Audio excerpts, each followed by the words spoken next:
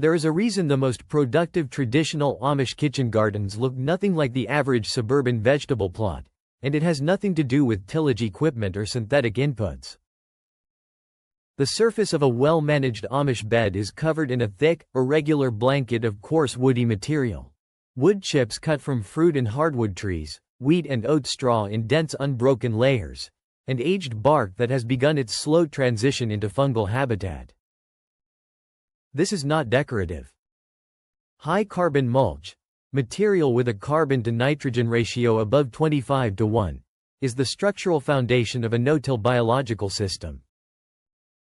Wood chips typically carry a C/N ratio between 400:1 and 500:1, straw between 40:1 and 80:1, and aged bark between 100:1 and 130:1.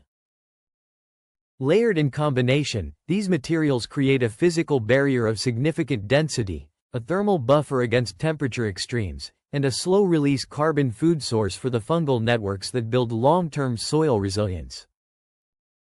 Weed seeds do not germinate in darkness.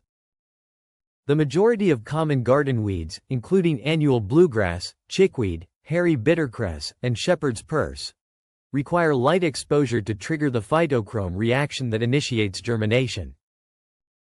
A mulch layer of 4 to 6 inches reduces photosynthetically active radiation at the soil surface to levels below the germination threshold for most weed species, according to research published in Weed Science. This is categorically different from synthetic weed barriers, which block light but also restrict gas exchange, trap heat unevenly, and degrade into microplastic contamination within 3 to 5 years. The Amish layering system achieves the same light exclusion while simultaneously improving gas exchange, moderating soil temperature, and feeding the biology beneath it. The thermal regulation function is particularly important in spring. Consistent mulch cover prevents the rapid soil warming that pulls dormant weed seeds out of stasis before desirable crops are established. Beneath the mulch surface, fungal decomposers, primarily white rot and brown rot fungi, begin breaking down the cellulose and lignin in woody carbon material. This decomposition is not rapid, and that is precisely its value. Slow carbon breakdown delivers a multi-year food source to the soil food web without the nitrogen spike and crash cycle that green material inputs create. Wood chip mulch increases mycorrhizal colonization, earthworm density, and water-stable aggregate formation in plots mulched with coarse wood chips over a 3-year period. Indigenous microorganisms embedded in the aged bark and straw process the carbon residue into humic compounds, stable, long-chain organic molecules that build genuine soil structure rather than temporary nutrient availability.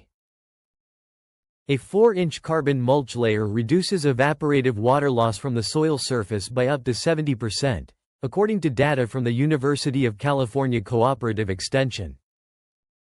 This moisture retention prevents the surface crusting that compacts the top layer of bare soil and creates the firm, exposed mineral surface where wind-dispersed weed seeds land and establish. Consistent subsurface moisture also supports earthworm populations year-round, and earthworm density is one of the most reliable indicators of overall soil biological health. Apply wood chips at 4 to 6 inches for established perennial beds and fruit trees.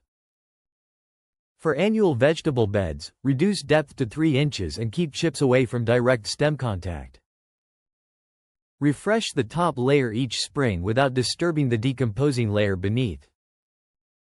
The system builds momentum across seasons. Year 3 outperforms Year 1 with no additional inputs. Subscribe to Natural Crops and AMP, Soil Hub for more evidence-based soil strategies, and share this with a fellow